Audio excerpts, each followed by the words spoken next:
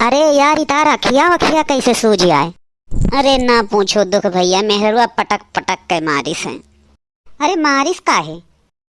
अरे भैया नया साल आ ही गए रहा, लारेन अपने गर्लफ्रेंड कहती ग्रेटिंग लिखो के अपने लौडे छुटके बोलन ले जाके का पोस्ट कया। हाँ? ससुरे ने फेसबुक पे पोस्ट कर दी। फिर क्या हुआ भैया? फिर होना का था भैया, बीबी ने देखा हमारा ससुरे पोस्टमार्टम बना दिया। बहुत दर्द हो रहा है। कैसे खुसर फुसर हुआ करा था? अरे कुछ नहीं हो। अरे नहीं से पूछे रहन गोहो हो बोइन की नहीं कहो सुखे भैया, यह नहीं हम पूछत रहन। अरे बिल्लू भैया काहे झूठ बोलत हो? तू कहा रे भौजी तुम्हें मारी ने पटक पटक कर झूठ बोलत हो? हाँ? हट जाओ सुखे, तो बहुत ही हमारी बुराई करे लागे हैं।